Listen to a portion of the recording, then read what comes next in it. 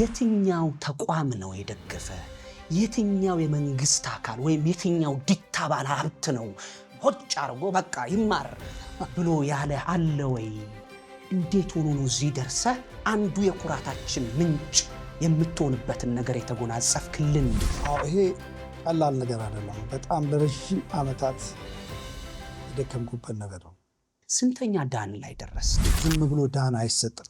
ፈታኝ አካል እኔን የሚፈትነኝ በኢትዮጵያ ውስጥ ከኔ ዳን በላይ የሆነ ሰው መሆን አለ። ዳን የሚለው ቃል በአንተ ሙያ ውስጥ ምንድን ነው? የቴኳንዶ የሰርተፍኬት አሰጣጥ ሁለት አይነት ነው። ኩም ሰርተፍኬት እና ዳን ሰርተፍኬት የሚባለው። በኢትዮጵያ ውስጥ የወርልድ ቴኳንዶ የስንት ዓመት ዕድሜ ያለው? ከ5000 ዓመት በላይ የቆየ የኮሪያኖች ባህላዊ የማርሻል አርት ነው። ምንድን ነው የማርሻል አርት ጥበብ? በመከላከልና በማጥቃት የቴኳንዶን ቴክኒኮች በመጠቀም የባላጋራ ወይም የባላጋሮችን ጥቃት በመጻረር ዘዴዎች ላይ የተመሰረተ ልምምድ ነው። ማስተሪንግ ኮርስ የወሰደና ሁለተኛ ደረጃ ኤግዛማይነር የወሰደ በኢትዮጵያ ብቸኛና የመጀመሪያ ነው አሉ። በዓለም አቀፍ ስታንዳርድ ነው። ማስተርስ ኢንተርናሽናል ማስተር ተብሎ የሚሰጥ ሰርቲፊኬቱን ማየት ይችላል። ሰርቲፊኬት አለ፣ ኳሊፊኬሽን ሁሉም አለ፣ ማየት ይችላል። ኮሪያ ውስጥ ዓለም አቀፍ የማስተሪንግ እና ኤግዛማይነር በሚል የሚሰጥ ኮርስ አለ አሉ።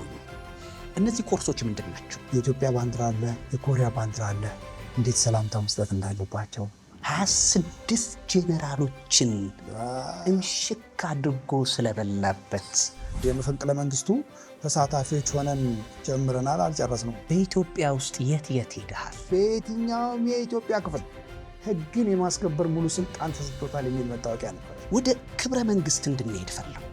እኔ የተማርኩበት ትምህርት ቤት እናቴ የተማረችበት ትምህርት ቤት የአርበኛ ልጅ ነህ። ኢትዮጵያን ራሷን እዛ ውስጥ ብታያት ትችላለህ። ትክክል አይምሰልህ። በጣም የሚገርመኝ ነገር እሱ በአንድ ወቅት ከምታስተምርበት የማሰልጠኛ ስፍራ አንድ ልጅ ጠፍቶ ነበር አሉ።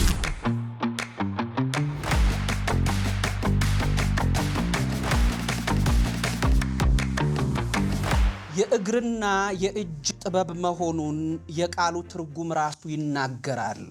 ቴ እግር፣ ኳን እጅ፣ ዶ ጥበብ። ለኮሪያውያን ባህላዊ ክዋኔያቸው በሆነው የቴኳንዶ ስፖርት እሱ ተክኖበታል። እንደውም በወርልድ ቴኳንዶ ዙሪያ በኢትዮጵያ የፈተና ቦርድ ዋና ሱፐርቫይዘርም ነው።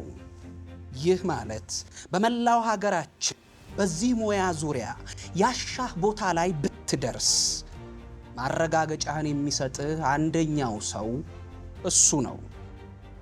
ፊርማውን ሰነድህ ላይ ካላኖረ ችሎታ አለኝ ብለህ ብትዘባነን በኢትዮጵያ ምድር ተቋም ከፍቼ ለብዙሃን ልድረስ ብትል አትችልም። ምክንያቱም እሱ ካለበት ተቋም ብቃትህ እውነት ነው ተብሎ ካልተረጋገጠ ሕገወጥ ነህ። ይህ ኢትዮጵያን እወዳታለሁ ሲል በአፍ ብቻ ሳይሆን በተግባሩም ጭምር ለማሳየት የሚተጋው ትሁት አስተዋጽኦውን የሚነግርለት ባያገኝም አበርክቶውን ጠቅሶ ስለሱ የሚያወሳ ባይኖርም በሀገሩ የታሪክ ሰነድ ላይ ግን ደምቆ የሚዘረጋ ተጠቅሶ የሚወጋ የወርልድ ቴኳንዶ እግርና እጅ ጥበብ ነው እሱ። ከገዳዲ ማዕከላዊ ፖሊስ ማሰልጠኛ ትምህርት ቤት መማር አንስቶ እስከ ራሱ የወርልድ ቴኳንዶ ማሰልጠኛ ስፍራ ማስተማሪያ ድረስ እንደ ቁመቱ ለግላጋ በሆነው በረጅም የህይወቱ መስመር ዙሪያ ለመጨዋወት የሰዋዊው መጽሐፋችን እንግዳ አድርገን ስንጋብዘው ፈቃደኝነቱን ገልጾ የተገኘልንን ሰው እዚህ ይዘን ተገኝተናል። ጤና ይስጥልን ክቡራትና ክቡራን፣ እንዴት ሰነበታችሁ? እንደምን አላችሁ? አዲስ አበባ ከሚገኘው የሰዋዊው መጽሐፍ ማስነበቢያ ስፍራ ሆነን ከመላው ባልደረቦቼ ጋር በመሆን ሰላም እላችኋለሁ። የዛሬው አስነባቢያችሁ ብሩክ ሚፍታ አትራኮስ ነኝ። አብሮነታችሁ እስከ ፍጻሜ እንዲቆይ ስጋብዝ በአክብሮት በደስታ በፍቅርም ጭምር ነው። መልካም ጊዜ በያላችሁበት ይሁን። ማስተር ወንድሙ ታዬ ሲማ የዛሬው ተነባቢ ሰዋዊ መጽሐፋችን ለመሆን ፈቃድህን ገልጸህ እዚህ ስለተገኘ እጅግ በጣም አመሰግናለሁ። እኔም እጅግ በጣም አመሰግናለሁ። እንደው ስለ ትውልድ ስፍራ፣ ስለ አስተዳደግ፣ የልጅነት ጊዜ በማንሳት መጀመር አልፈልግም። እሱን ወደ በኋላ እመለስበታለሁ። ታዲያ ግን ልጆች እያለን አዲስ አበባ ውስጥ ማለት ነው፣ ልጆች እያለን የሩጫ ሰሞን ላይ ኦሎምፒክ በሚዘጋጅበት ጊዜ ሁላችንም ሯጭ መሆን እንፈልጋለን። የእግር ኳስ ወቅት ላይ ደግሞ ሁላችንም እግር ኳስኛ መሆን ያምረናል። ባየነው ነገር ላይ የመመሰጥ፣ ያየነውን ነገር የመፈለግ፣ ልክ ያደነቅነውን ነገር መሆን የመመኘት ነገር ነበረን። አንተ እንደው በወጣትነት ጊዜ እንዴት ነው የቴኳንዶ ስሜት ሊያድርብህ የቻለው የሚለውን ለማወቅ ፈለግኩና ወደ 1978 ዓመተ ምህረት ልውሰድህ። ይህ ዓመት በአንተ የህይወት ታሪክ ውስጥ ምን ቦታ አለው? ከዚህ እንጀምር ማስተር። በጣም ራቅ ያለ ጊዜ ነው እንግዲህ 1978 የልጅነት እድሜ ነው። በዛን ወቅት ከተወለድኩበት አካባቢ ወደ አዲስ አበባ የመጣሁበት ወቅት ነው። 1978 በለገዳዲ የቀድሞ የፖሊስ ሰራዊት ማሰልጠኛ ውስጥ ለስልጠና ነው የገባሁት።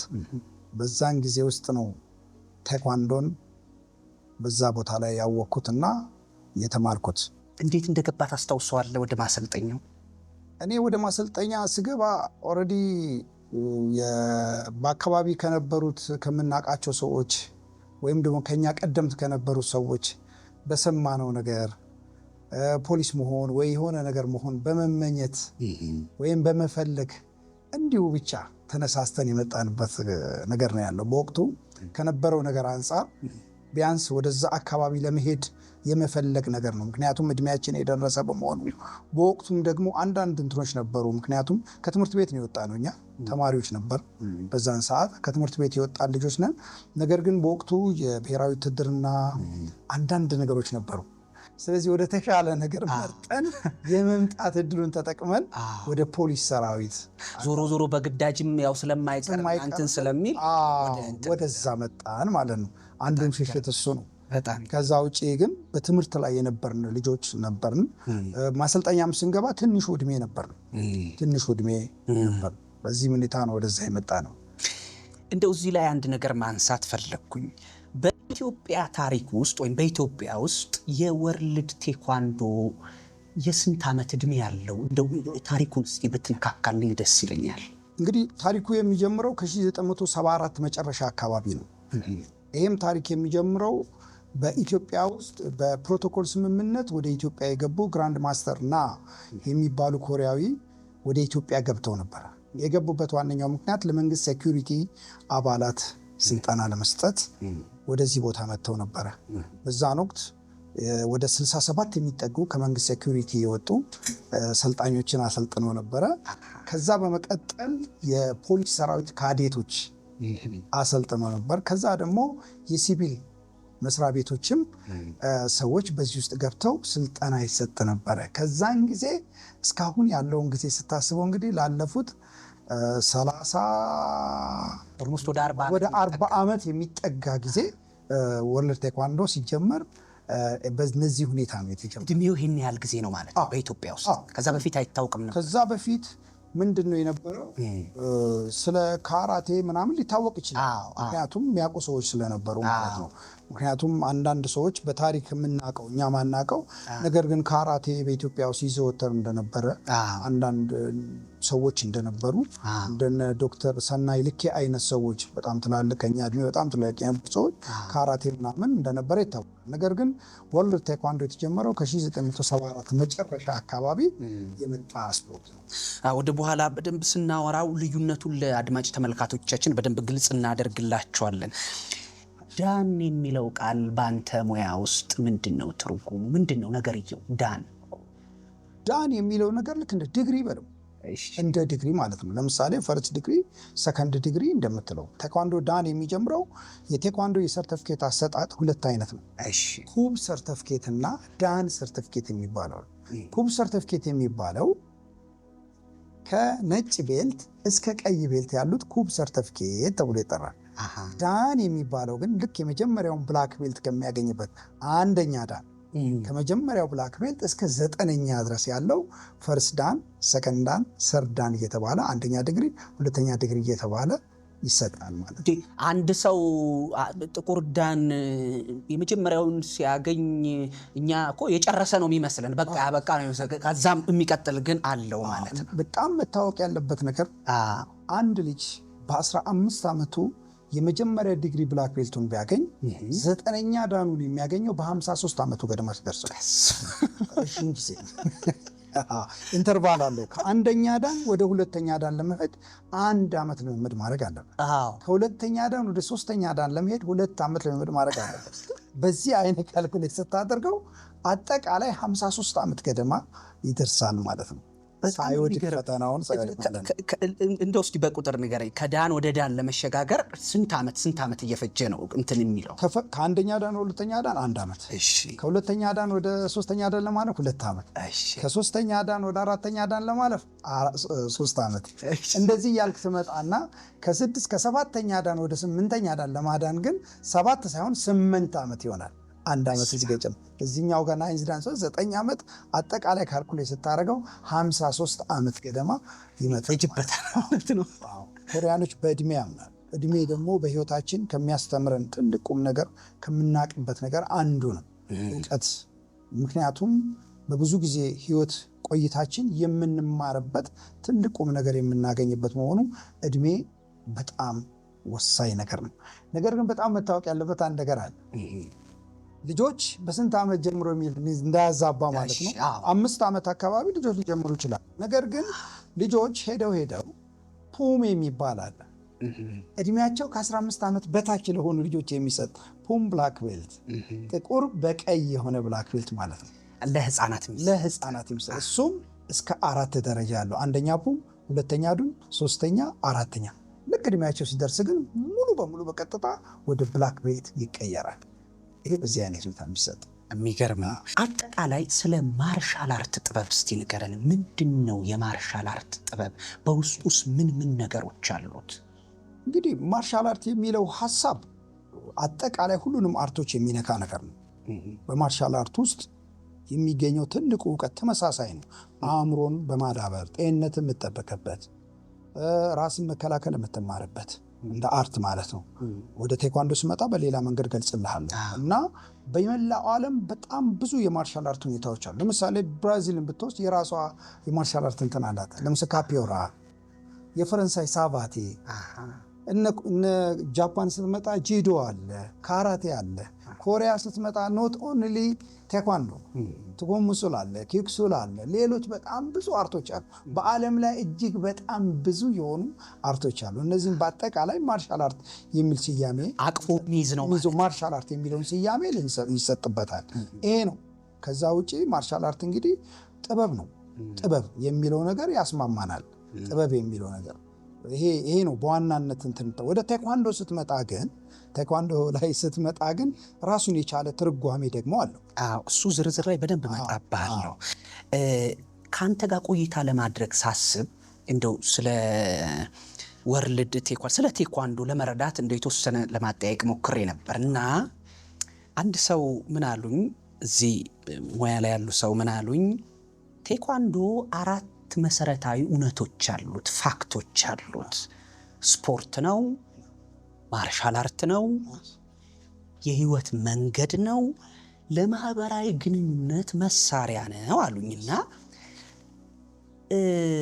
ስፖርት እሺ ስፖርት ይሁን ጥሩ፣ ማርሻል አርት እሺ ይሁን ማርሻል አርት ይሁን፣ የህይወት መንገድ እንዴት ሊሆን ይችላል?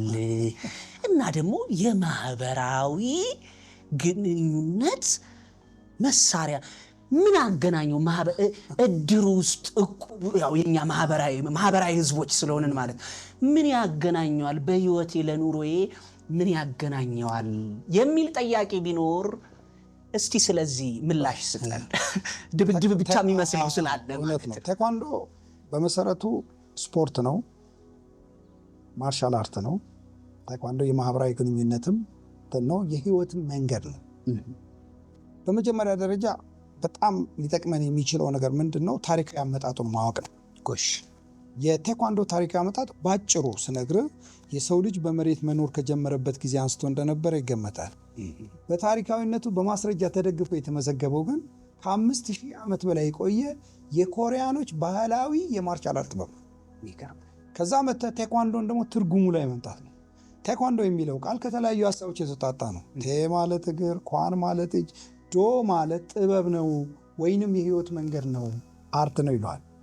ከዛ ውጪ እንዲሁም ይላል ቴኳንዶ ይልና አእምሮና አካልን በማዳበር ጤንነትን በመጠበቅ በራስ መተማመንና ትዕግስትን የተጎናጸፈ ጤናማ ዜጋ ለማፍራት የሚረዳ ስፖርት ነው። ዲፊኒሽኑ ይሄ ኦልሬዲ እነዚህ የጠቀስኩልህ ነገሮች ኦልሬዲ ሲበተኑ ብዙዎችን ጉዳዮች ይዘረዝራል።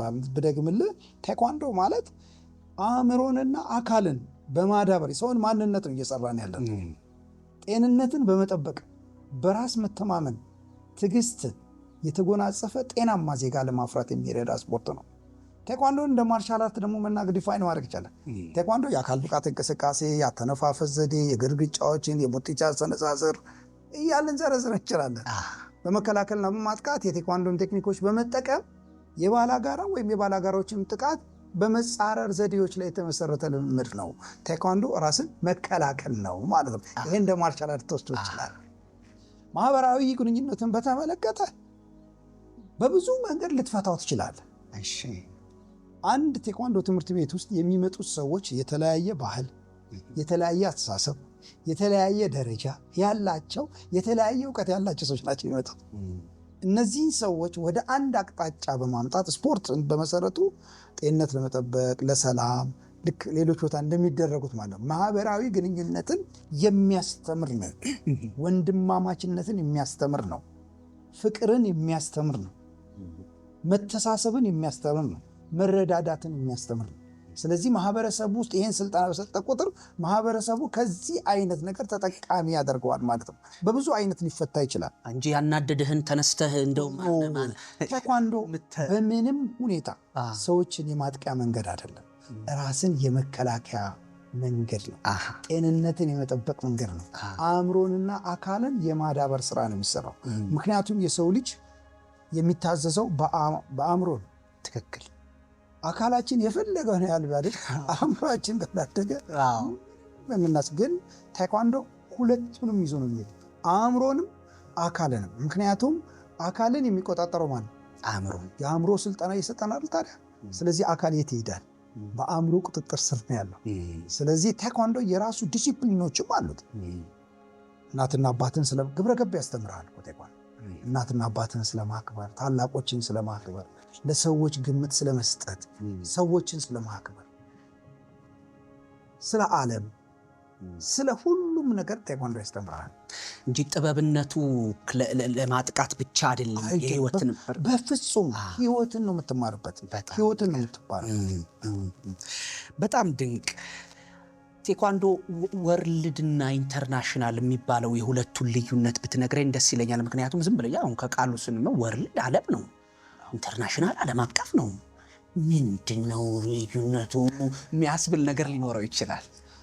ይሄ የብዙ ሰዎች ጥያቄ። በአጋጣሚ የሁለቱም ባለሙያ ነው። ኢንተርናሽናል ያደግኩበት በልጅነት የመጥቼ ያደግኩበት ቦታ በኢንተርናሽናል ቴኳንዶ አድጌ መጥቼ በሌላ ሁኔታ ነው ወደ WTF የመጣው። በጣም ማወቅ ያለብን የቴኳንዶ ታሪካዊ አመጣጥ ተመሳሳይ ነው። ኮሪያኖች አንድ ነበሩ እስከተከፈሉበት ጊዜ ድረስ። ቅድም ስጠቅስልህ ከ5000 ዓመት በፊት ኮሪያኖች አልተለያዩም። ስለዚህ ዲፋይን ስናደርግ ደሴም ነው የሚመጣው። ትክክል ገብተዋል። እዚህ ጋር እንምጣ። ነገር ግን እስከ 60 ምናምን ድረስ እስከ በኢትዮጵያ እስከ 65 እንደዚህ አካባቢ ድረስ ደሴም ቴኳንዶ አንድ ነበረ።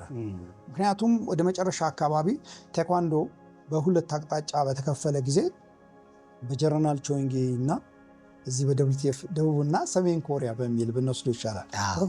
የፖለቲካም ያስተሳሰብ የተለያዩ ሁኔታዎች በውስጡ ስላሉ ያው እነዚህ ሁኔታዎች ራሳቸውን እንትን ሊያደርጉ ይችላሉ። ነገር ግን ቴክኒካሊ ስንመጣ ቴኳንዶ አርት አለው። ለምሳሌ ፑምሴ እና ፓተርን የምንለው ነገር አለ። ፓተርኖቹ ይለያያሉ። ቋንቋ ግን ዘሴም ነው። አብቻጊ ነው፣ ቶሌቻጊ ነው። እዛም አብቻጊ ነው፣ እዚህም አብቻጊ ነው። ቶሌቻጊ። ነገር ግን የራስህን ነገር ለማሳደግ የምትጠቀምበት የስፖርት ፖለቲካ እንደሆነ አላቅም፣ እኔ አይገባኝም እንደዚህ አይነት ነገር። ድንገት ያ ነገር ሁሉም ራሱን ከፍ ለማድረግ ያሳየበት መንገድ ነው። በእርግጥ ቴክኒካሊ ዲፍረንስ ይኖራቸዋል። ሌላው ምንድነው የወርልድ ቴኳንዶ ስፖርት የኦሎምፒክ ጌም ነው። እስከ ኦሎምፒክ ስፖርት ከፍተኛው ደረጃ ላይ ደርሷል።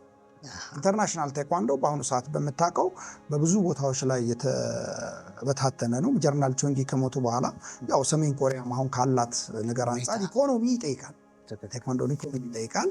እነዛ ነገሮች በመኖራቸው 3 ቦታ ሰፓሬት ይሆናል። WTF ግን ወጥ ነው። በዓለም ላይ አንድ መዋቅር ቀጥ ያለ WTF ማለት ነው ወርልድ ቴኳንዶ WT ይባላል። አሁን በፊት WTF ነበር ይባላል። አሁን ግን ወርልድ ቴኳንዶ ተብሎ ብቻ ነው፣ ሌላ ትርጉም ስለሚሰጥ ወርልድ ቴኳንዶ ተብሎ ነው የሚጠራው። ስለዚህ የቴክኒካል ዲፍረንስ ካልሆነ በስተቀረ አብዛኛው ሁለት ወንድማማቾች የሰሩ ስራ ነው። ነገር ግን በራሳቸው አካሄድ ቴክኒካል ዲፍረንስ ነው ይችላል። እኔ እናንተ በአንድ ቴኳንዶ ላይ ሰልጥነን እኔ የራሴ የሆነ ፈጠራ ላመጣ ይችላል፣ የራሴ የሆነ ግኝት ላመጣ ይችላል። ያንን ግኝቴን ራሴ አዳብሬ ለራሴ እንትን ላደርገው ይችላል። አንተ ደግሞ በዛው ቦታ ላይ ደግሞ የራስን ነገር ልታደርግ ይችላል። መሰረታዊ አመጣጣችን ግን አንድ ነው። ኮሪያ ነው። ምንም እኛ አሁን እዚህ ቦታ ላይ ኢትዮጵያኖች ነን። ኢትዮጵያኖች ስለሆንን ሰሜንም መጣ ደቡብም መጣ ለእኛ ዋናው እንትኑ ሳይሆን ዋናው ጥበቡ በዚህ መንገድ ነው የኔ መረዳት ነው። ምክንያቱም እኔ የኢንተርናሽናል ቴኳንዶንም ስለሰራው ለአርት ሁሉ ግምት አለኝ። አርቶች ሁሉ በራሳቸው ጠንካራ ጎን አላቸው ብዬ ስለማምን ማለት ነው። በጣም ድንቅ። ባህሪው ጭምት ነው ይሉሃል የሚያውቁ ሰዎች እና ማውራት ባለበት ጊዜ ያወራል፣ ግን ዝምታ ይመርጣል። ዝም ብሎ ሲሰማ ደግሞ በጣም የሚገርም ነው አለና አንድ ሰው ምን አለኝ ሁሉ ይገርምሃል አለኝ። የማህበራዊ ስፖርት ሳይንስ ባለሙያ ነው ይህ ሰውና ይገርምሃል እኔ አሁን የማህበራዊ ስፖርት ሳይንስ ባለሙያ ነኝ እና ስለ ስፖርት ስናወራ እንዲሳወራ ያው ቴኳንዶም ያው የስፖርት አካል ስለሆነ አንዳንዴ በስፖርት ወሬው ስለ ቴኳንዶ ሳወራ እንደማያውቅ ሆኖ ዝም ብሎ ይሰማኛል አለና ቃል በቃል ያለኝን ስጠቀም የማውራት አፕታይትህን ይከፍታል አለኝ እና በጣም ገረመኝ። በዚህ ውስጥ ምን እንድጠይቅ ፈለግኩ መሰለ? መቼስ ጸባያችን ዝምተኛ የምንሆን ወይ መናገር ባለብን ሰዓት የምናወራ ጭምት የምንሆን በአንድ ጊዜ በወጣትነት ዕድሜ ወይም በጉልምስና ጊዜ የሚሰራ አይደለም። ከልጅነታችን የሚመጣ አስተዳደጋችንም ጭምር የሚታይበት ነው። ወደ ክብረ መንግስት እንድንሄድ ፈለግኩኝ። እስቲ ስለ ልጅነት ጊዜ አውራኝ። ክብረ መንግስት የት ነው የምትገኘው? ምን ካንተ ጋር ምን አገናኛል? ክብረ መንግስት በጣም ይገርማል። ክብረ መንግስት በድሮ አጠራሩ ሲዳሞ ክፍለ ሀገር ተብሎ ጀምጀም አውራጃ ክብረ መንግስት ከተማ ተብሎ ነው የሚጠራው። በአሁኑ ምክንያቱም እኔ ረዥም ዓመት ነው ከዛ ከወጣሁኝና አሁን በሚጠራው ግን ክልል 4 ኦሮሚያ ክልል ውስጥ ነው ያለው ክብረ መንግስት የሚባለው በዚህ በደቡብ ኦሮሚያ አካባቢ ማለት ነው። እኔ የተወለድኩት እዛ አካባቢ ነው። አያቴ ወደዛ አካባቢ ለአዶላ ወርቅ ማዕድን ሲባል ሰምተህ ታውቃለህ መቼም። እና የሚሊተሪ በመሆኑ ምክንያት ለዛ እዛ በመሄዱ ምክንያት እኔ አያቴ የድሮ አርበኛ የነበረ ነው። በዛን ጊዜ የአርበኛ ልጅ ነው። ስለዚህ ያም ተጽዕኖ አለው እኮ በራሱ የምትፈልገውን ነገር ለማድረግ ተጽዕኖ አለ። እነሱ ያሳደጉ አስተዳደግ ስለ ኢትዮጵያዊነት ስሜት ስለ ሌሎች ጉዳይ ሊሆን ይችላል። ወደ ርዕሴ ልመለስና እዛ አካባቢ ነው ተወልጄ ያደግኩት። እዛ አካባቢ እንግዲህ ተወልጄ ነው ያደግኩት። በጣም እንደው ስለ እናትህ ስለ አባትህ ማን ይባላሉ? አባቴ ታዬ ሲማ ይባላል። እናቴ ምትኬ ዋቅቶላ ጅራ ትባላለች። ተወልጄ ያደግኩት እዛ ነው። እህቶች አሉኝ፣ ወንድምም አለኝ። ስንት እህት አለ? 1 2 እህቶች አሉ። 3 እህቶች አሉ። አንድ ወንድም አለኝ። ምክንያቱም ያው የድሮ ሰው ታውቃለህ፣ እሱ ያው ይገባሃል ብዬ እና እንደዛ ብዬ ነው አንዷን የሳትኩት እና እዛ ነው ያደግኩት። እዛ ባደግንበት ሰዓት በጣም ከማስታውሳቸው ነገሮች በጣም በዲሲፕሊን በስነ ስርዓት ቤተክርስቲያን በመሄድ በስነ ስርዓት እየተቆጣጠሩ ነው ያሳደጉኝ። ምክንያቱም እኔ የተማርኩበት ትምህርት ቤት እናቴ የተማረችበት ትምህርት ቤት ነው። የሚገርም ምክንያቱም ራስ ብሩ ወልደ ገብርኤል ትምህርት ቤት ይባላል። እኔ እናቴ የተማረችበት ትምህርት ቤት ነው የተማርኩት። በእኛ ጊዜ ቄስ ትምህርት ቤት አለ። የእሷ የግብረ ገብ አስተማሪ ናቸው። ቄስ አስተማሪ ሆነው የኔታ ክዳኔ የሚባሉ ሰው ናቸው ያስተማሪ። እሱንም ላነሳልህ ፈልጌ ነበር። ናቸው ያስተማሩ። እሳቸው ለእሷ የግብረ ገብ አስተማሪ፣ የኔ የአማርኛ አስተማሪ ደግሞ የእሷ የአማርኛ መምህር ነበሩ ክብረት መንገሻ የሚባሉ እና እናቴ አዶላ ነው አሁን የሚባለው፣ በድሮ ራስ ብሩ ወልደ ገብርኤል ትምህርት ቤት። እኔም የተማርኩት እዛው። እናቴ ናት ቁጥር ያስቆጠረች። 1 2 3 ብላ ላታስታውስ ትችላለች፣ ግን እኔ በልጅነት እድሜ በደንብ አስታውሳለሁ ቁጥር ያስተማረችኝ። እና እናቴ በጣም ጠንካራ እናት ነበረች። በእውነት አሁን ሳስባት እናቴ በጣም ጠንካራ እናት ነበረች። አባቴ እንኳን በልጅነቴ እንትን ስላደረገ በህይወት አልነበረም። ነገር ግን ያሳደገኝ አያቴ በጣም ጠንካራ ሰው ነበር። በጣም ጎበዝ ሰው ነበረ። ስለ ጉብዝና፣ ጠንክሮ ስለ መስራት፣ ስለ አሸናፊነት፣ አለመፍራትን ያስተማረኝ አያቴ።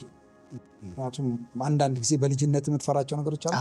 ምን ማለት ነው ይሄ እስቲ ተመልከተው ብሎ በማለት እየገነባኝ በጣም እኛ በምንሰራ ጊዜ አጥር ምናምን ዝም ብለን እናጥራለን አይደለ? ገጠር አካባቢ አንድ እንዲተክለ ብትስት አያቴ ይቆጣል። ዋይ ለምን? ምክንያቱም እዚህ ጋር የምትማረው ነገር አለና ጠንካራ ሆኜ እንዳድግ አያቴ ያስተምሮኛል። እናቴ እዛ እስካለው ድረስ አዶላ 2ኛ ደረጃ ተብሎ እስከተከፈተበት ጊዜ ድረስ የሃይስኩሉ የ2ኛ ዓመት ተማሪ ነበር። ሃይስኩሉ በተከፈተ 2ኛው ዓመት ላይ 2ኛ ባች ነኝ እና እዛ ሀገር ነው ያደግኩት። ትልቁ ነገር እኔ በጣም ትዝ ከሚለኝ ነገር በጣም ለምለም ሀገር ነው። በጣም ደስ የሚለኝ ከጓደኞቻችን ጋር በጣም ነው የምንጫወተው። ማን ምን ይሆን አይታወቅም። ወላጆቻችን እዛ አካባቢ ያሉት ሰዎች ሁሉ፣ ጎረቤቶች ሁሉ እንደ ልጆቻቸው የሚልኩን፣ እንደፈለገ እንደ ልጆቻቸው የሚያዙን፣ ስናጠፋ የሚቆነጥጠን፣ እናትና አባት አሉ የሚቆነጥጠን፣ ያገኘን የሚያቀን ሰው ሁሉ የሚቆነጥጠን ሁሉም ጋር ነበር ማለት። ጎረቤትም ጭምር ነበር የሚያሳድግህ ጭምር ነው የሚያሳድግ። በስርዓት በማክበር ነው። እንደውም ድሮ በጣም ከሚገርመኝ ነገር ሰዎች እንደነው አላችሁ ምናምን ማለት ያሳፍረኛል። ዝም ከማለት የተነሳ ማለት ነው። እና ትላልቅ ሰዎች አሉ ወንድሙ ደህና ነህ? ደህና ይሉኝ ነበር። ያ ማለት እዚች ውጭ ቃል አልናገርም። ያ ምንድን ነው? ቤተሰቦቻችን ተጽዕኖ ሳይሆን በስርዓት ነው። ምክንያቱም ቤት ለምሳሌ እንግዳ ካለ እኛ ቤት አንገባ በስርዓት። እነዚህን ስርዓቶች ተምረን ነው የመጣን እና በዚህ ምክንያት ልከኛ የሆነ እንትን ነው ያለኝ። የልጅነትህን ቆይታ ነካክተልኛል። እንደው የምትጫወቱበትን ስፍራ በተለይ ለማናቀው ሰዎች እንደው አካባቢያችሁን ብታስቃኘኝ ደስ ይለኛል። አሁን አካባቢያችን ቤት በቤት ሆኗል። በጣም የሚገርምህና እግር ኳስ ጨፌ ሜዳ የሚባል አለ፣ ማርያም ሜዳ የሚባል አለ። እዛ ነው ከጥምቀተ ባህር ወደዚህ። የእኛ ደግሞ 03 አካባቢ ያለን ልጆች የምንጫወትባት ሜዳ ነበረች። እዛች ሜዳ ላይ እንጫወታለን። እግር ኳስ ነው የምንጫወተው በብዛት። እግር ኳስ እንጫወተው ሰፈር አካባቢ በጨርቅ ኳስ ሰርተን እንጫወታለን። አንዳንዴ እንደ አክሮባት ነገር ሁሉ እንሰራ ነው። በጣም ይገርማል። እንጨት ተክለን በሱ ላይ ፍንጥር ብለን መዝለል ምናምን የመውጣት እንዲህ አይነት ነገሮች ሁሉ እንሰራ ነበር እና ከጓደኞቼ ጋራ እዛ ከነበሩት ማቃቸው ጓደኞቼ አብሮ አደጎቼ ጋራ እንደዚህ አይነት ነገር እናደርግ ነበር። አካባቢያችን ጨፌ ሜዳ ይባላል፣ ኳስ ሜዳ ተብሎ ይታወቃል። አሁን ግን የመኖሪያ ኤሪያ ሆኗል፣ መንደር ሆኗል በቃ። እና ዛሬ ልጆች የት ጋር እንደሚጫወቱ አናውቅም። እኛ ሜዳ ሁሉም ሳር ነው፣ ወድቀህ እንኳን የምትጎዳበት ቦታ አይደለም፣ እንደፈለገህ የምትጫወትበት ለምለም ኤሪያ ነው ያልኩ። እንደዛ ነው። አሁን ግን ያ ነገር ይኖራል ብዬ ተስፋ። መኖር ግን ያስፈልገዋል አይደል? የሚገርም ጌጭ ስፈርኛም ጋር ጨፌ ሜዳ የሚባል ነበረ። ሜዳ ነበረ እንዳልከው ነው። ብትወድቅ ትነሳበታል። የአሁን እንትን ወድቀ እንደው መድኃኒዓለም በቸርነቱ ያትረፈ እንጂ ምንም በጣም አስቸጋሪ ነው እንትን የሚሆነውና በጣም የሚደንቅ ነገር ነው። የልጅነት ጊዜህን አንተ ዝም ብለህ አሁን ላይ ስታስበው ምን ይሰማሃል? እኛ በነፃነት ነው ያደግነው። በእውነት የራሴን ልጆች አይቼ እኔን ሳመዛዝነው የኔ ልጆች በእስር ቤት ውስጥ እንደተቀመጡ አድርጌ ነው የማስበው። ስለ ውጭው ዓለም አያውቅም። እኛ ግን ከቤታችን ወጥተን ሜዳ ሄደን ተጫውተን ተራግጠን ከዛ ደስ ብሎን ከጓደኞቻችን ጋር ተቃቅፈን እየተጫወትን ቤታችን እንመለሳለን። በጣም ደስ የሚል ነገር ነው። በጣም ያ ህይወት ዛሬ አዲስ አበባ ውስጥ ልታገኛችን። ይሄ የማዘውተሪያ ስፍራ ቦታ ለልጆች ኢምፖርታንት ነው። ልጆች ወጥቶ መጫወት፣ መሯሯጥ፣ መንቀሳቀስ መቻል አለባቸው። አለበለዛ የታሰሩ ናቸው። ከአንድ ቦታ አንድ አዲስ አበባ ልጅ አውጥተህ 12ኛ ክፍል ሲደርሱ እኮ እኛ ነን መርተን እንደገና እዚህ ቦታ ነው ብለን የምናደርሳቸው። ምንም አያውቁ። እኛ እኮ ከተማችንን ሁሉ እናውቃለን። ትንሽም ብትሆን የት ቀበሌ ስንት ቀበሌ እንዳለ እዛ ቀበሌ ማን እንዳለ፣ በትምህርት ቤት እንገናኛለን፣ በኳስ እንገናኛለን፣ አብረን እንጫወታለን። የማ ልጅ እንደሆነ ሁሉ ይታወቃል። ምን ችግር አለው? አንተ ስታጠፋ ይሄ ከሌ ልጅ አይደለም። እኛ ሻይ ቤት መግባት አንችልም። ፓስቲ መብላት በጣም ኖር ነው። ዳቦ ገስ መብላት በጣም ነው። የት አገኘኸው ገንዘቡን? ልጅሽ ባለጌ ሆኖ ጥሩ ነው። ስለዚህ ያ ማለት ማህበረሰቡ ራሱ ነው የሚያሳድግ።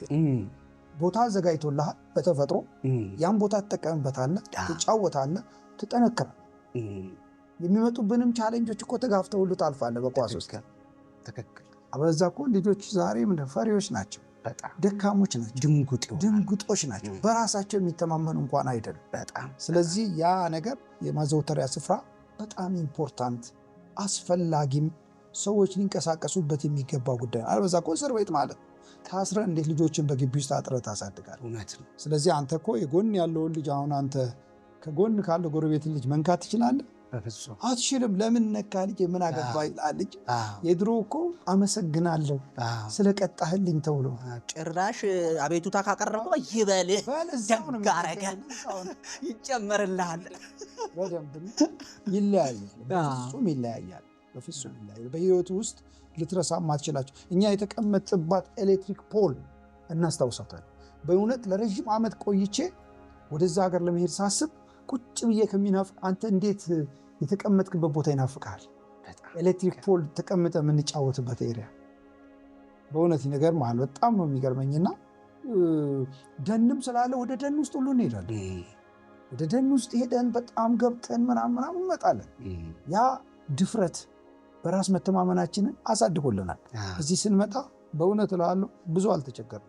እኔ ማሰልጠኛ በገባው በሁለተኛ ቀን ከማሰልጠኛ 4 ኪሎ ሜትር ወጥቼ ምንም አልነበረም እና ያ ነገር ሳናቀው ግን በህይወታችን ውስጥ በራስ መተማመናችንን ጭምር አዳብሮልናል ማለት ነውና ማህበረሰቡ ረድቶናል፣ አሳድጎናል። በጣም ድንቅ ነው። በ1978 ከለገዳዲ ማዕከላዊ ፖሊስ ማሰልጠኛ ትምህርት ቤት ቀጥሎ ለተጨማሪ ስልጠና ኮልፌ በሚገኘው ማሰልጠኛ ስፍራ ስለገባህበት ጊዜ እስቲ እናንሳ። መቼ ነው? 1980 አካባቢ ይመስለኛል። ብቻ የቆየ ስለሆነ እንትን ላደርግ እችላለሁና ወደዛ ነው ለታይኳንዶ እንደገና ታይኳንዶ እዛ ሰርተናል። ተጨማሪ ስልጠና ለመስጠትና ወደ አንድ ለመጠቃለል እዛ ገብተን ነበረ። ማሰልጠኛው ለሁሉም ፖሊስ ነው ማለት ነው የሚሰጠው ነው ወይስ? በፍጹም ከዛ ውስጥ ለተመረጡ ሰዎች ነው ለዚህ ስራ ተብለው። ምክንያቱም ፖሊስ ውስጥ የተለያየ ዘርፍ አለ፣ መሐንዲስ አለ፣ ትራፊክ አለ፣ የተለያየ አካል አለ። ያንን እኛ ግን ለታይኳንዶ አንደኛ እድሜያችንም ትንሽና ትንሽ ዘለግ ያል ኦልሬዲ እንትንህ አቋምህም ይታያል። አቋምህም ይታያል። ይሄ አቋም ተመርጦ ነው ወደዛ ይመጣ ነው። ታይኳንዶ ፍላጎትም ደግሞ ስለነበረ በዚህ አይነት በእርግጥ እኛ ፖሊሳዊ ሙያ ምርመራ በለው የፈለከውን ሁሉን ነገር ተምረን ለ1 ዓመት ከምናምን ቆይተን ነው የወጣን። ህግ በለው ሁሉን ነገር በዛን ጊዜ ለ1 ዓመት ከ4 ወር 6 ወር ገደማ ትቆያለህ። ስልጠና ስትወስድ እንዳሁኑ ቀለል ያታል በደንብ ነው እና ከዩኒቨርሲቲ መጥተው የህግ ትምህርት በደንብ ትማራለህ። በተወሰነ ደረጃ ስለ ምርመራ ስለ ሁሉም ነገር ከዩኒቨርሲቲ ነው ቀጥታ ወደ ከታይኳንዶ እንትን ነው የመጣሁት። ከረገዳዲ ማሰልጠኛ ቀጥታ ወደ ለታይኳንዶ ተለይቼ ለታይኳንዶ ኮልፌ ማሰልጠኛ ነው። በቀረብኝ ኖሮ ለምን በላሁት አያበቅለው የለ ሰኔና ግንቦት የግንቦቱ ባሰ አረሙ በስቶት ስለተባለለትና 26 ጄኔራሎችን እምሽክ አድርጎ ስለበላበት ስለ 1981 መፈንቅለ መንግስት ላነሳለን። በጣም ነው እንትን ያደረከው። እኔ ነገር ብዙ እንትን አልልም፣ ግን ኖርማሊ ከታሪክ ክፍል አንዱ ነው። እንደው በጣም ነው የገረመኝ ነው የምልህ። ከታሪክ ጋር ታሪካዊ ሁነት ጋር እጅ በእጅ እንደመጨባበጥ ነው። እናንተ በቀጥታ ተሳታፊ ልትሆኑበት የነበረ ገጠመኝ ነበር። እንደው ስለዚህ ንገረኝ እስቲ። በመሰረቱ በዛን ጊዜ ባለኝ መረጃ እስካሁን ድረስ ለዚህ ጉዳይ ነበረ ስልጠናችን የነበረውና ደም ብለው ጀነራል እያዘጋጇችሁ ነበር። ከሞቱት አንዱ ጀነራል ወርቁ ዘውዴ ናቸው። የነገረ ሰው ካለ ይሄን ነገር በደንብ ይነግራል ብዬ ተስፋ አደርጋለሁና ነገረኛ አንተ ጀነራል ወርቁ ዘውዴ ናቸው። ከዛ ቀጥሎ ኮሎኔል ሽፈራው ነበረ። ከዛ እኛ ነበር። ማንም ሰው ምንም እኛ አካባቢ አይደርስም። ስልጠና ነው። በዛን ጊዜ በጣም ይገርማል። ግንቡ መፈንቅለ መንግስት ስልጠና ከመሆኑ የተወሰነች ቀን በፊት አንድ ትርኢት አቅርበን ነበረ። እዛ ውስጥ እና አማሃ ደስታ ከአየር ወለድ፣ ከባህር ኃይል፣ ከምድር ጦር፣ ከፖሊስ ሰራዊት የኛን ምክንያቱም እኛ ሙሉ ስራችን ነበር እንደሌሎቹ አይደል። እዛው ጠዋት ወጣን፣ ትሬኒንግ ነው። በቀን ውስጥ ለ8 ሰዓት ልምምድ እንሰራ ነበር። እዛው ምግብ ጠዋት 4 ሰዓት 6 ሰዓት እየተባለ ሙሉ በሙሉ ስራችን ይሄ ነው እና በጣም ወሳኝ የሆኑ ነገሮች በከተማ ውስጥ ከተፈጠሩ ብቻ ነው የምንወጣው እንጂ እንደ ሌላው ሰው ወተን ለልዩ ሚሽን ነው ለልዩ ሚሽን እንጂ እንደዚህ ምናምን አንወጣም። አሁን አዲስ አበባ ላይ ፖሊስ እንደሚጠብቀው ምናምን አይደለም። ጫጫታ በተነሳ ቁጥር በጣም ወሳኝ የሆኑ በጣም እንትን የሆኑ ጉዳዮች ሲኖሩ ወዲያውኑ ትእዛዝ ይሰጣል። ሄድን ወተን ያንን አስታክሰው መመለስ ነው እንዳመሉ አስተና ያ ጉዳይ እኛ እስከ መጨረሻው ድረስ አናቅም ነበረ። ላስትሊ ነው ያወቅነው። ላስትሊ ያወቅንበት ምክንያት ጀነራሉ በአንድ ወቅት አንድ የተናገሩት ንግግር ነው። ለዛሬ አይደለም ለወደፊት እንደሚሆነን ለአንድ ቀን ትሆኑኛላችሁ እንዲህ ነበር የተናገሩት። አለባበሳችን ከሌሎቹ እጅግ በጣም ይለያል።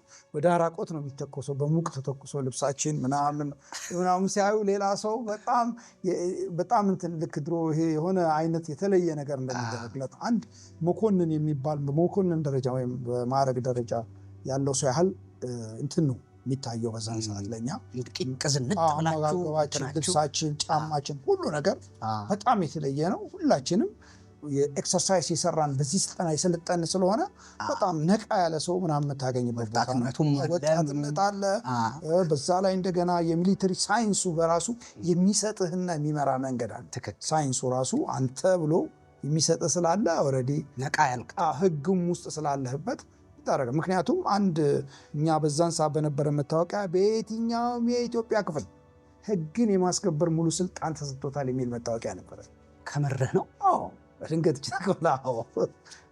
በደም እና ልክ አሁን ፌደራል አካባቢ እንደማለት ነው። እና የግንቦት መፈንቅለ መንግስትን እኛ ያየነው ምንድን ነው? ላስትሊ የዛለት ማታ በጣም ከላይ ምናምን ይበቻል የሆነ ነገር ይደረጋል። ብዙ አልገባንም። ቆይተን ግን ማታ ላይ ለእኛ የተመደበልን ማስታወቂያ ሚኒስቴር ይመስለኛል በዛን ጊዜ ባለሳሳት ሬዲዮ ጣቢያ። ከዛ እኛ ወደ ድልድይ አካባቢ ስንሄድ ሌላው አካል ሄዶ ያችን ቦታ በታንክ ዘጋው። እኛን ቀጥታ የፖሊስ ኢንተርናሽናል ሬዲዮ ጉለሌ ነው የገባ ነው። እዛ ገባን። ከዛ መሃል ወደ አሜሪካ ነገር የጠፋው ጀነራልና የእኛ ጀነራሎች ይባረሩ ነበር። ሰው ራስ ከቤተ መንግስት ወጥቶ ያበሮ እኛ ጋር መጣ። በሬዲዮ ሲያወሩ እኔ እዛ አካባቢ ስለነበርኩ እኔ እንዲህ ያለኝ ምናምን ባህሪ የእግር ይነጋገሩ ነበረ። በመጨረሻ ጀነራሉን ከኛ 1-4 ልጆች ይዘው ቤተ መንግስት ወሰዳቸው። እሱ አልወጡም፣ በዛው ቀሩ። እኛ እዛ ቆየን። ከዛ ስንሰማ መፈንቅለ መንግስት ነው። ለእኛ የተዘጋጀልን ቦታ ነበረ። ቦታችን ጋር አልደረስንም። የመፈንቅለ መንግስቱ እንትን እንዳንሆን ላስትሊ ኮሎኔሉ ከተናገረው ማረሳው አንድ ብቻ ነው። ነገሮችን ሲያመቻች እናቴን ያገባት ሁሉ አባቴ ልጆቼ ራሳቸውን ጠብቁ የሚል ንግግር ተናገረ። ያቺ ንግግር ኦልሬዲ ሁላችንም ገባ። አስመራ ኦልሬዲ ተሳክቶ ነበረ። የአዲስ አበባው ባለመሳካቱ ምክንያት እንትን አድርጓል። እርግጥ ምንድነው ቀደም ብሎ ጭፍጭፍታዎች ነበሩ። በዛን ሰዓት የደህንነት ሰዎች አሉ በጣም የሚፈሩ። እንደገና አሁን አንቲ ሃይጃከር የምትሆንበት እንደ ኤርፖርት፣ እነዚህ በጣም ትላልቅ የተባሉ ስራዎች ወደፊት ይሄ ነገር ሲከናወን አንተ ወደዚህ ትመጣለህ አይነት ንግግር ግን ልጆች ሆነን ዝም ብሎ በጣም አሪፍ ነገር ነው ብለን የምናስባቸው ምኞት አድርገን የምንሰራቸው ነገሮች ናቸው። መጨረሻ ላይ እነሱም ሁሉ ጠፉ። ወደ ሌላ አቅጣጫ ጉዟችን ተቀየረና የመፈንቅለ መንግስቱ ተሳታፊዎች ሆነን ጀምረናል። አልጨረስነው። እንደው ጉድም ጀረናችንን አስበልተናል ማለት በጣም የሚገርም ጊዜ፣ በጣም አሳዛኝ የሆነ ጊዜ ነው። እንግዲህ አንድ ጀነራል ለማብቃት ረጅም ዓመታት ነው የሚፈጀው። 26 ጀነራል የተገደለበት እንትን ነበር። እንደ ኢትዮጵያም ትልቅ ኪሳራ ነው በእውነቱ። እና በዛን ወቅት እንደው ስሜቱ፣ የመንገዱ ሁኔታ፣ የሄሊኮፕተሮች ልዩ ቤተ መንግስትም ሲያልፉ፣ ጀቶች ሲያልፉ፣ ወደ 4 ኪሎ እንደው ታንክ ሲንቀሳቀስ እንደው ይሄ ድባቡ በተለይ ምንም በንባብ ብቻ ለምናውቅ ሰዎች አንተ ቦታው ላይ ስለነበርክ ስሜቱ ምን አይነት ነበረ? የሰውስ ነገር? በወቅቱ ምንድነው ሄሊኮፕተሮች አሁን በዛን ጊዜ እንዳሁኑ ሳይሆን መሳሪያ ሲይዙ ወርታች እንትን ያደርጋሉ፣ ዝቅ ብሎ ይሄዳሉ። እኛ አካባቢ አንጃበብ ነበር። መረጃ ሊኖረው ይችላል። እኛ አካባቢ አንጃበብ ነበረ። ጀቶች በተወሰነ ደረጃ ተነስቶ ነበረ። ነገር ግን ጀቶቹ እንዳይንቀሳቀሱ የሆነበትም ኮንዲሽን ነበረ። ምክንያቱም ከተማ ውስጥ እንደምታውቀው አሁን እንደምታየው እንደዚህ አይነት ክስተቶች ሲሆን ከተማው ጸጥ ነው። ሰው ከአደጋ ራሱን ለመጠበቅ ማለት ነው። በዚህ ሰዓት የሚሊተሪው ክፍል ነው አደጋውንም የሚጋፈጠው የሚመልሰው። ስለዚህ እኛ ከዛው ክፍል አንዱ ነበርንና በወቅቱ የነበረው ነገር ምንድነው ለእኛ በጣም ካስደነቀኝ ነገር ለእኔ እንደግሌ አስመራ ላይ ጀነራል ደምሴ ቡልቱ ናቸው ሁኔታውን ያደረጉትና እዛም የፖሊስ ሰራዊት አዛዥ ታዬ ባላኪር ኦልሬዲ ሞተዋል። ታዬ ጀነራል ብርጌደር ጀነራል መሰለኝ። እሳቸውም እዛው በዚህ በመፈንቅለ መንግስቱ እንግዲህ ከጀነራል ቁዜር ጋር የተያያዘ ነው ማለት ነው። እዛ አንድ እንትን ያደረጉት ነገር ሊሆን ይችላል። እሳቸውም እዛ ሞተዋል። ስለዚህ ያንን ሁኔታ ስንሰማ በጣም ይገርመን ነበረ። ምክንያቱም ኦልሬዲ እዚህ እኛ የምንፈልግበት ቦታ አልደረስንም። የበለጠ በጣም እንትን የሚሆነው የነበረው ማስታወቂያ ሚኒስቴር ይዘን ሌላው አካል ይህንን መፈንቅለ መንግስት ለማክሸፍ የሚመጣው ጋራ ፋይት አድርገን ቢሆን ኖሮ እጅግ በጣም የተለየ ነገር ይፈጠር ነበር። በህይወት ዛሬ እናንተ ላናወራ እንችላለን። እና እነዚህ ነገሮች ሳስባቸው የእግዚአብሔርን ጥበቃ ዛሬን ስለመኖራችን ያ ጊዜ እግዚአብሔር ይህንን ጊዜ እንደሚያውቀው በማሰብ ሁል ጊዜ አእምሮዬ ውስጥ አመላልሰዋለሁ። እና ያው ድባቦቹ እንደምታውቀው ብዙ ደስ የሚለው አይደለም። ሁሉም መሳሪያ የሚንቀሳቀስበት፣ ሁሉም ሰው በጥርጣሬ የሚታይበት። አንተ በተለይ ስትንቀሳቀስ ለወታደር ታያለህ፣ ግራና ቀኝ ነገሮችን ትቆጣጠራለህ። አደጋ እንዳይደርስበት ትሞክራለህ፣ ሌላ አካል ካለ።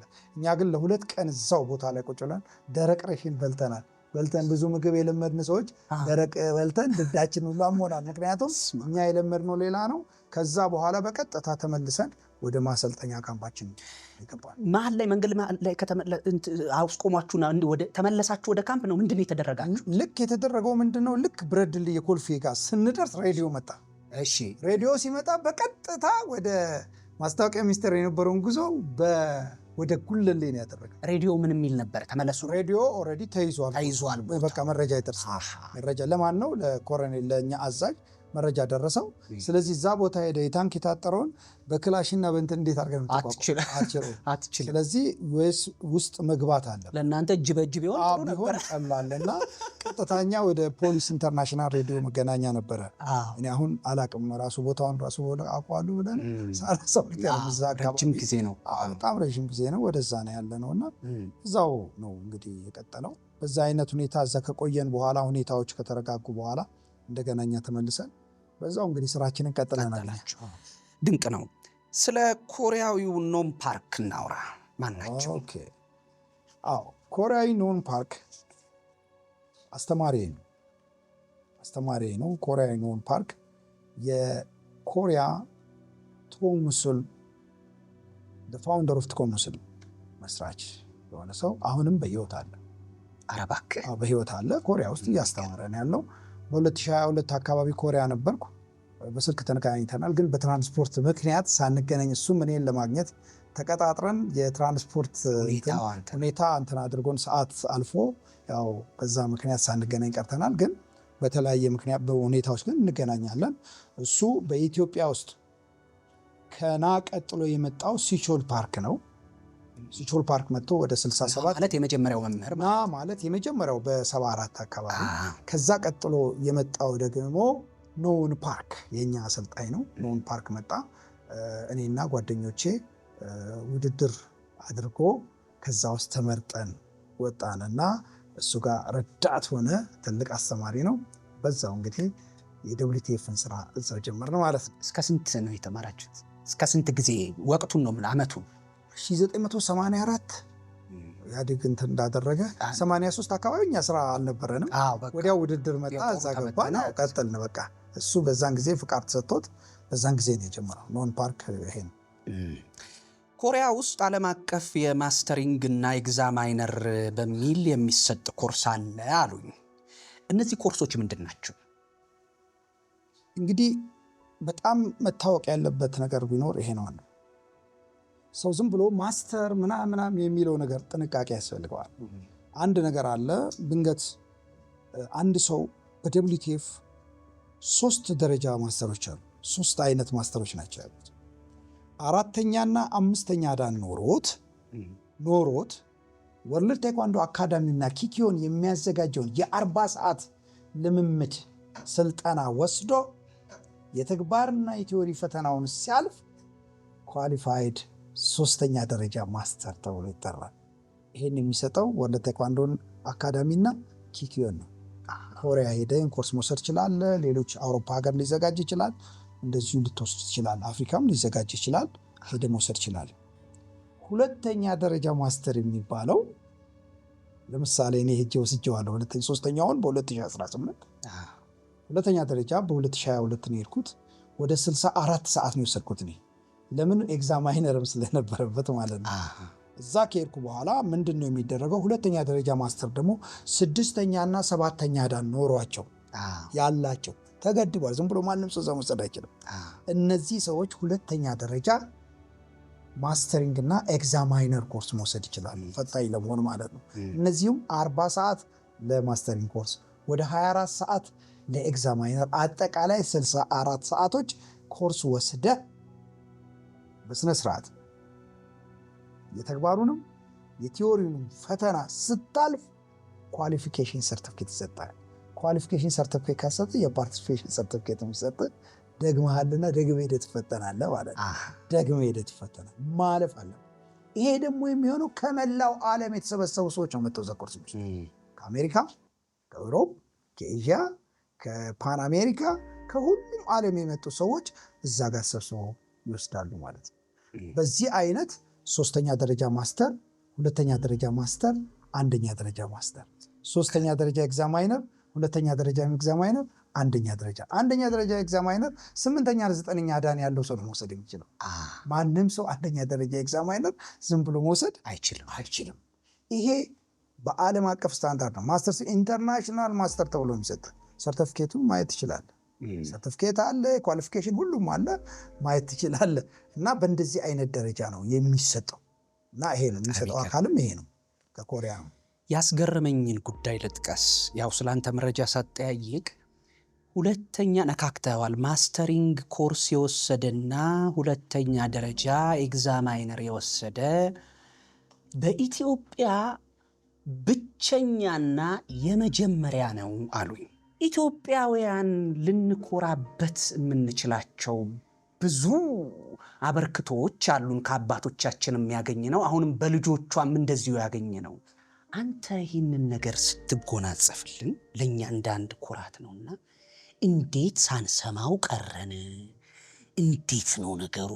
የት ነበረን ይሄ ሁሉ ሲሆን ብዬ ራሴን እንድጠይቅ ሆንኩና እዚህ ውስጥ አንድ ነገር ማንሳት ፈለግኩኝ። እዚህ ደረጃ ለመድረስ የሄድክበት ርቀት ቀላል አይደለም። እሱን ታነሳልኛለህ። የትኛው ተቋም ነው የደገፈ? የትኛው የመንግስት አካል ወይም የትኛው ዲታ ባለ ሀብት ነው ሆጭ አርጎ በቃ ይማር ብሎ ያለ አለ ወይ? እንዴት ሆኖ ነው እዚህ ደርሰህ አንዱ የኩራታችን ምንጭ የምትሆንበትን ነገር የተጎናጸፍክልን? እንዴት ነው እስቲ ንገረኝ።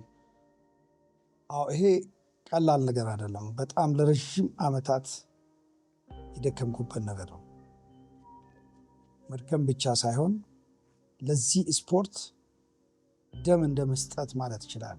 በኢትዮጵያ ውስጥ ወርልድ ቴኳንዶን ከመሰረቱት ሰዎች አንዱ በሆንም ነገር ግን ተፈጥሯዊ በሆነ ሁኔታ ራሴን በጣም እንትን ለማድረግ የመጣሁበት አመጣጥ ባይፈቅድልኝም ነገሮችን ለራሴ በመያዝ የራሴን እርካታ እየፈለኩ መሄድበት ቢሆንም ነገር ግን ይሄ እንዳልከው ደረጃው አለኝ፣ በትክክል አለኝ።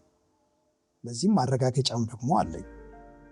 እናም ደግሞ ምንድነው በጣም በዋናነት እዚህ ቦታ ላይ እስክደርስ ድረስ እኔን በዚህ ደረጃ እንድደርስ ይሄን ማድረግ አለብህ ምናምን የሚል ቤተሰቦቼ ካልሆኑ በስተቀረ በራሴ ወጪ በራሴ ፕላን ኮሪያ ድረስ ሄጄ የራሴን ትራንስፖርት እዛ የሚከፈለውን እስከ $1000 የሚጠየቀውን ገንዘብ ከፍዬ ሁሉን ነገር ጨርሼ ኮርሴን ተሳትፌ ኳሊፋይድ ሆኜ ከሌሎች ሀገሮች ጋር ተወዳድሬ የመጣሁበት ነው።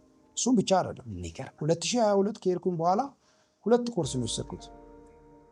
ሁለተኛ ደረጃ ማስተሪንግ ኮርሴንና ሁለተኛ ደረጃ ኤግዛማይነሪ። እሱም በመወስድበት ጊዜም እንደዚሁ ወጪን ሸፍኜ ለአንድ አውሮፕላን እኮ ዛሬ 100 ምናምን ሺህ ብር ነው የምትከፍለው ደርሶ መልስ። እዛ ሄደህ ሆቴል ታርፋለህ።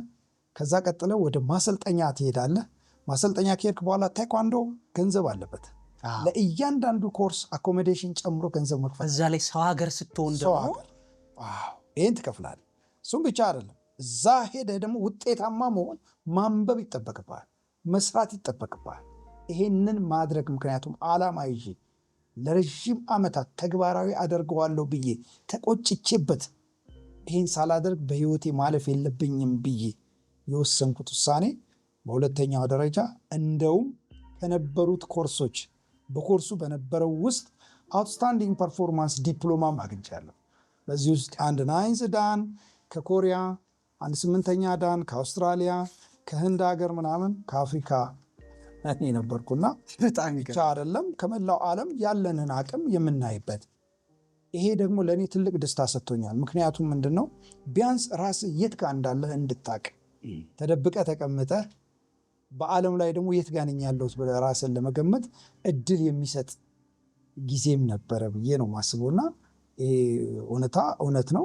በእርግጥ ዝም ብሎ አይደለም። በብዙ ድካምና በብዙ ልፋት የራሴን ነገር ጥዬ ለራሴ ሌሎች የሚጎዱትን ጎድቼ እኔ ግን ራሴን እዚህ ደረጃ አድርሻለሁ። በዚህ እኔን የረዳኝ ያገዘኝ የመንግስት አካልም ባለሀብትም የለም። ይህንንም ለማድረግ ሞራል የለኝም። እኔ እንዲያርግልኝ ምናምን ለማለት የመጣሁበት አመጣጥ ራሱ አይፈቅድም። ስለዚህ ራሴ ነኝ፣ ለእኔ እኔ ነኝ በትክክል ሰርቼ ተግባራዊ ማለት። ምክንያቱም እኔ የማርሻል አርት ሰው ነኝ። ስለዚህ ልጆቼም እኔ የማስተምራቸውም ከኔ የሚማሩት በራሳቸው ጥረው ራሳቸውን ማሳደግ እንደሚችሉ እንዲማሩ እኔ ምሳሌ ሊሆንላቸው ይገባል እንጂ የሄድኩ የሆነ ምናምን ልጥባን አስፈላጊ አይደለም።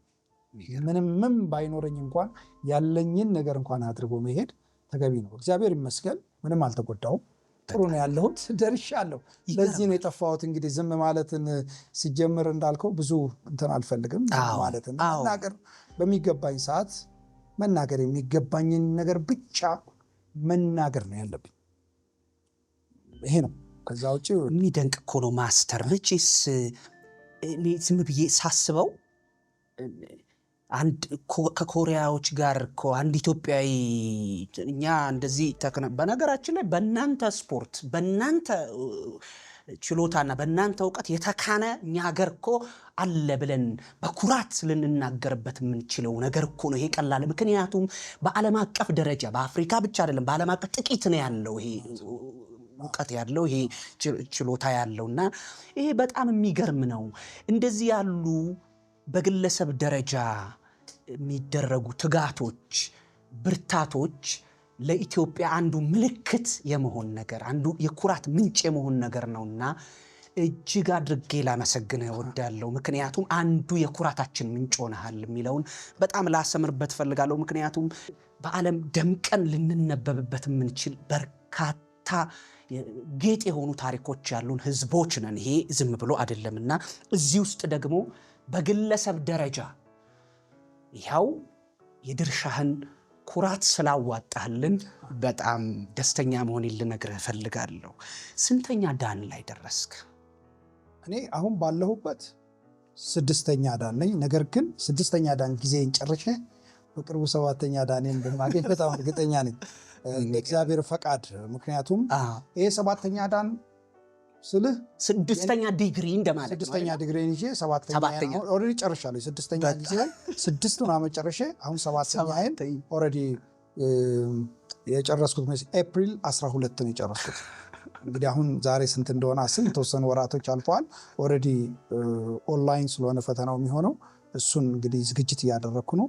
እሱን ወስዳለሁ። እሱ ነገር ግን በጣም መታወቅ ያለበት አንድ ነገር አለ። 7ኛ ዳን መሆኔ አይደለም። እኔ በአሁኑ ሰዓት መድረስ የነበረብኝ 8ኛ ዳን ነበር። ምክንያቱም በሀገራችን ውስጥ እነዚህን ጉዳዮች ለማስኬድ የሚመቹ ጉዳዮች አልነበሩም። አሁን ያሉት ልጆች ግን ወዲያው ልክ ጊዜዋን ጠብቀው ነው የሚያገኙ። በእኛ ጊዜ እንዳልኩ በኢትዮጵያ ውስጥ 6 ሰዎች ገደማ ነበር ብላክ ቤልት የነበረ። ዛሬ እኮ በአፍሪካ ውስጥ አንደኛ የሆን ነው።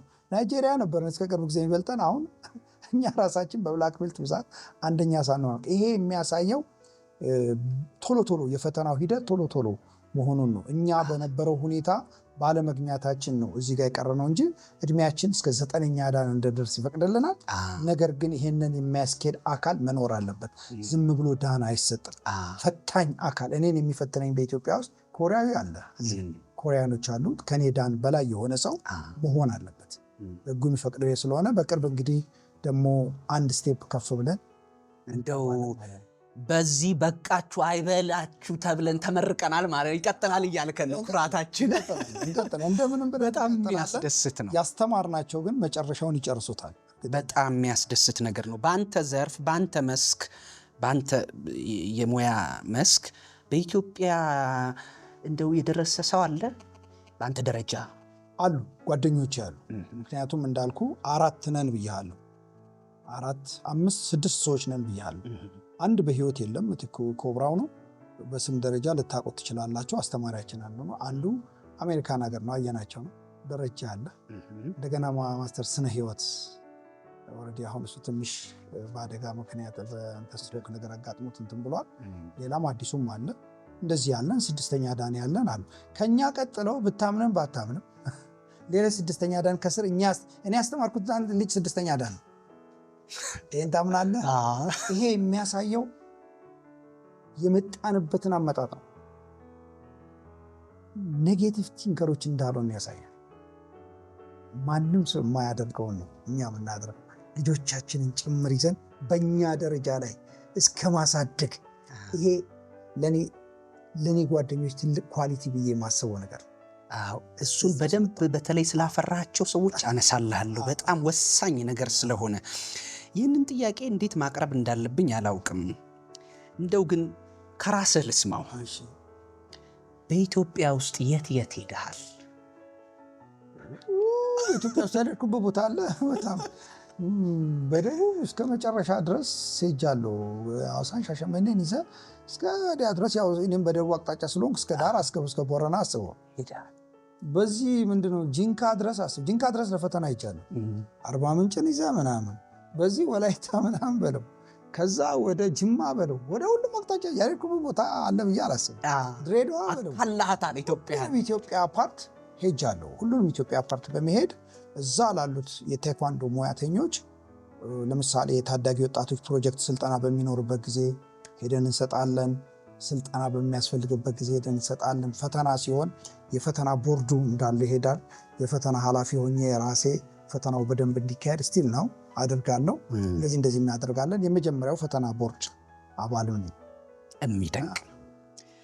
እስቲ ስለ መጀመሪያው የማሰልጠኛ ተቋምህ ፓርክ ማርሻል አርት እንዲሁ ንገረኝና አሁንም ስላለው የማሰልጠኛ ተቋም ስሙንም ጭምር አጫውተኝ። በዛ ውስጥም ለልጆች ያለህን ቦታ እንድታነሳልኝ ይፈልጋለሁ። እሱን ምንድነው የገባህ? በተለይ ህፃናት ላይ ያለው ስሜትና ቦታ በጣም ከፍተኛ ነው ሲሉኝ፣ የትኛው ሀገር በልጆቿ በትውልድ የምትቀጥልበት ጥበብ እንዴት ቢረዳው ነው እና የትኛው ነገር እንደው ገብቶት ነው ብዬ ከመጀመሪያ የማሰልጠኛ ተቋም ያንሳና ነገር። አዎ እንግዲህ 1984 መጀመሪያ ላይ ነግሬሃለሁ። አስተማሪ ማስተር ኖን ፓርክ ነው፣ ግራንድ ማስተር ነው። ግራንድ ማስተር ኖን ፓርክ በኮሪያኛ ቋንጃግኔም ተብሎ ይጠራል። እሱ እዛ ከገባን በኋላ ስልጠና መስጠት የጀመርኩት እዛ ልደታ አካባቢ ነው። እዛ ከአስተማሪ ጋራ ለተወሰኑ ጊዜያቶች ስልጠና ሰጥተናል። ከዛ በመቀጠል ትምህርት ቤት የከፈትነው ቦሌ መስመር ላይ ፍላሚንጎ አካባቢ ሳውድ ወርልድ ቴኳንዶ ክለብ የሚባል እሱን ከጓደኞቼ ጋር አብረን የከፈትነው። ጊዜው መቼ ነው? 85 አካባቢ 85 አካባቢ እሱን ከፈትን። ከዛ በኋላ ለ16 ዓመት ገደማ አስተምሬያለሁ እዚህ ቦሌ። ከዛ በኋላ ሁላችንም ደግሞ የየራሳችንን ከፍተን ወደ ወንድሙ ቴኳንዶ ክለብ የሚል ደግሞ ቴኳንዶ ክለብ የሚለው አሁን ወዳለሁበት ደረጃ ደርሻለሁ። ልጆች ላልከው ነገር በእርግጥ ስልጠና ዝም ብሎ አይሰጥም። እኔ ልጆችን የምሰጠው በእድሜያቸው። አንደኛ እነዚህ ልጆች ወደ ስፖርት በሚመጡ ጊዜ ጡንቻቸው መሸከም የሚችለውን ያህል ነው እንጂ ከ18 እና 20 ዓመት ጎረምሳ ጋር እኩል ጫና አትፈጥርም። ምክንያቱም አንድ መርፌ የምትወጋው ስሪንጅ ውስጥ የሚያወዝ የሚገባውን ለልጁ የሚመጥነውን ያህል አቅም እንጂ ከዛ ሰው ጋር ተመጣጣኝ ያልሆነ ነገር አታጠቅም። ምክንያቱም ልጆች በጥንቃቄ ሊሸከሙት በሚችሉት አቅም ነው መስራት ያለባቸው። ይሄ ሳይንሳዊ ነገር ነው። ሁሉም ቦታ መሰጠት ያለበት ኮርስ ስንሰጠው የነበረ ነገር ነው። ነገር ግን እኔ ልጆችን በማሰለጥንበት መንገድ ለ2 ሰዓት ነው ለአንድ ተማሪ ኮርስ የምሰጠው። ለ2 ሰዓት ግን እኔ 2 ሰዓት ሙሉ ተማሪን አላስሮጥም፣ አላስጨውም። እኔ ማንም ልጅ ወደ እኔ ሲመጣ ከተለያየ ቤተሰብ፣ ከተለያየ አስተዳደግ፣ ከተለያየ ሁኔታዎች የሚመጣ ሰውን ወደ እኔ ይመጣ። እነዚህ ልጆች በሚመጡበት ጊዜ በመጀመሪያ ደረጃ ባህሪያቸውን ለማጥናት የተለያዩ ጉዳዮችን ለማየት ለ1 ሰዓት ሙሉ በሙሉ ውስጥ እንዲጫወቱ ነው የሚደረገው። እንዲጫወቱ ነው ይደረጋሉ፣ ይገለጣሉ። እኔ ቢሮ ምናምን አልጠቀምም። ቢሮዬ እዛው ውስጥ ነው። ከልጆቹ ጋር እዛ ቁጭ ብዬ ስለ ልጆቹ አጠናለሁ። ለምሳሌ አንድ ልጅ ሄዶ ጥግ ላይ ብቻውን ዝም፣ አንድ ልጅ ደግሞ ይሄንን ቤት ሙሉ የሚያካል፣ አንዳንድ ደግሞ ተንኳሽ። ኢትዮጵያን ራሷን እዛ ውስጥ ልታያት ትችላለህ። ትክክል አይምሰልህ። በጣም የሚገርመኝ ነገር እሱ። አንዳንድ ልጅ ደግሞ ህመምም ሊሆን ይችላል። አንዳንድ ልጅ ደግሞ የኮንፊደንስ ማጣት ሊሆን ይችላል። በጣም የተለያዩ ባህሪዎች ይታያሉ። እነዛ ልጆች እንደ አባት፣ እኔ አባትም ነኝ አስተማሪም ነኝ፣ በማቅረብ ትሪት በማድረግ ስለ ባህሪው ቼክ በማድረግ እያንዳንዷን አጠናለሁ። ከዛ ከወላጆቻቸው ጋር ዲስከስ አደርጋለሁ። የሚያስፈልግ ልጆች ካሉ ይሄ ልጅ ለምንድን ነው እንደዚህ ሆኖ? አንዳንድ ልጅ ሲመጣ የልብ ምቱ በጣም ከፍተኛ ሆኖ በጣም ሊሆን ይችላል። ስለዚህ መጀመሪያ ቻየሁት ከመግባት በፊት ቼክ አደርጋለሁ። አስፈላጊውን ነገር ካደረግን በኋላ ወላጆች ይሄን ልጅ እንዲያዩ። የኛ ሰው መጠይቅ አለ። በመሰረቱ እኔ ጋር ስትገባ ጤንነትን በተመለከተ መጠይቅ አለው። ያ መጠይቅ ላይ ብዙ ኢትዮጵያኖች ነገሮቻችንን የምንሰውር ነን፣ አንናገርም። የታመመ ልጅ ይዞ መጥቶ ጤነኛ ነው ሊል ይችላል። ስለዚህ አንተ ነህ መጠበቅ ያለ። ትክክል። እሱ ብቻ አይደለም። እነዚህ ልጆች ይህንን 1 ሰዓት ስለ እርስ በራስ ግንኙነት ሪሌሽንሽፕ ይማራል። በግሩፕ በማድረግ እርስ በራስ እንዲተዋወቁ፣ አብረው እንዲያወሩ፣ አብረው እንዲጫወቱ፣ አብረው እንዲሯሯጡ፣ የማይችለውም ልጅ እንዲ ከ1፣ 2፣ 3 ሳምንት በኋላ ሁሉም ልጅ በቃ የሚገርም ነገር ውስጥ ታገኛል። ከዛ ምን ትቀጥላል? ታለንቱ የት ጋር ነው ያለው? ይሄ ልጅ ተወዳዳሪ ፋይት ነው፣ ፑምሴ ነው፣ ሰልፍ ዲፌንስ ላይ ነው። ይህ ልጅ ኬክ ማድረግ ነው፣ እንደ ዲሞንስትሬሽን አይነት ነገር የመስራት ነው። ምንድን ነው? በዛ ላይ ተንተርሰ ነው ልጁን የምትሰራው። ዝም ብለህ ብትጨፈጭፈው ምንም ውጤት አያመጣም። ስለዚህ እኔ ጋ ልጆች በ5 ዓመቱ ከመጣ እስከ 17 18 ዓመቱ እኔ ጋ ሊቆይ ይችላል። በጣም እዛው ያድጋል ማለት ነው። ያ ልጅ በጣም ይገርማል። አሉ አሁንም 3ኛ ፑም የደረሱ አሉ። እነዚህ ልጆች አሁን ለ4ኛ ፑም እየተዘጋጁ ነው። እንግዲህ ቅድም ፑም ያልኩ ለልጆች ወርልድ ቴኳንዶ እንኳን እንትን ይሰጣቸዋል። 4ኛ ፑም ድረስ የሄዱትን ልጆች በቃ እንደ ቴኳንዶ ፋሚሊ በደንብ በስነ ስርዓት እንደ ሜሪት አይነት ነገር የሚያገኙበት እድል ሁሉ አለ። ለምን ከልጅነታቸው ጀምሮ እነዚህን ልጆች ባስተማርኩበት በዚህ 37-38 ዓመት ጊዜ ውስጥ እንደነዚህ አይነት ልጆች አካዳሚካሊ በለው በስነ ምግባር በለው እጅግ በጣም የተመረጡ ልጆች ናቸው። በጣም የሚገርሙ ልጆች የሚወጡት በጣም የሚደንቁ ልጆች ናቸው፣ ስርዓት ያላቸው። በዚህ ምክንያት ለምሳሌ ልጆችን ቅጣት ማስተማር ላይ ያስፈልጋል። ፓኒሽመንት ይኖራል በእንደዚህ 1 ሰዓት ጊዜ ውስጥ። ፓኒሽመንት መቼ፣ እንዴት፣ የት የሚለውን ነገር ግን ማወቅ በጣም ኢምፖርታንት ነው። ይሄንን በመለየት ለምሳሌ ጠረጴዛ ሊኖር ይችላል። ጠረጴዛ ውስጥ እንደ እስር ቤት ሊገባ ይችላል። የተለያዩ ፌሶ ሊሆን ይችላል። ብዙ አይነት ነገሮች ስላሉ ተማሪ ሲያጠፋ ምን እንደሚሆን ማጥፋት ምን እንደሚያስከትል ከልጅነቱ ጀምሮ እየተማረ ይሄዳል። ከጓደኞቹ ጋር እንዴት ማውራት እንዳለበት ሲመጣ እንዴት ሪስፔክት ሰላምታ እንደሚሰጥ ጓደኛው እንዴት ሰላምታ ይሰጠው። በሁለቱ መካከል ማንም ሰው ባይረዳውም ሰላምታ በተሰጣጡበት ጊዜ ልጆች ውስጥ የሚገባ ነገር አለ። በጣም ሪስፔክት ይሄ ምክንያቱም የሰውን ልጅ አንተ ስታከብረው ነው የሚያከብረው። ይሄ በጣም ኢምፖርታንት ነው። ሰዎች ማወቅ ያለባቸው ምንም ይሁን ደካማም ይሁን እስካላከበርከው ድረስ ማንነቱን በፍጹም አሳልፎ አይሰጥም። ስለዚህ ጥንቃቄ ማድረግ ያለብን ልጆች ላይ ከዚህ ጀምሮ ለምሳሌ ልጆች ሲገቡ የኢትዮጵያ ባንዲራ አለ፣ የኮሪያ ባንዲራ አለ። እንዴት ሰላምታ መስጠት እንዳለባቸው፣ ከዛ ቀጥሎ ለመምህራቸው እንዴት ሰላምታ፣ ለረዳት አሰልጣኝ፣ ለሲኒየሮቻቸው። ለምሳሌ ከሱ ቀድሞ የገባው ልጅ አንደኛ ነው የሚሰለፈው፣ ከሱ ነው የሚቀጥለው የሚሰለፈው። ደረጃቸውን ማወቅና እንዲህ አይነት ነገሮች እና የመሳሰሉ ጉዳዮችን ታደርጋለህ። ከልጆች ጋር ደግሞ መቀመጥ በራሱ ለእንደኔ አይነት ሰው ለህሊናዬ በጣም አሪፍ ነው። በጣም ይመቸኛል። ምንም አይነት ሌላውን ዓለም ላልሰማ ይችላል። ይሄ ለህይወትህም በጣም የሚጠቅም ነገር ነው እና ከልጆች ጋር ማውራት ልጆች ምን ያህል ንጹዎች እንደሆኑ በጣም በዚህ ምክንያት እነሱም ብቻ ሳይሆን ራሴንም እየጠቀምኩ ነው ማለት። በጣም ይገርማል። እንደው ልጆችን በማስተማር ሂደት ውስጥ የገጠመህ ነገር እንደው የሚለውን ለማንሳት እንድችል አንድ የሰማሁትን ገጠመኝ ላስታውስ። በአንድ ወቅት ከምታስተምርበት የማሰልጠኛ ስፍራ አንድ ልጅ ጠፍቶ ነበር አሉ። ፖሊስ ሁሉ የተጠራበት። እስቲ ስለዚህ ጊዜ የት ሄዶ ጠፋ?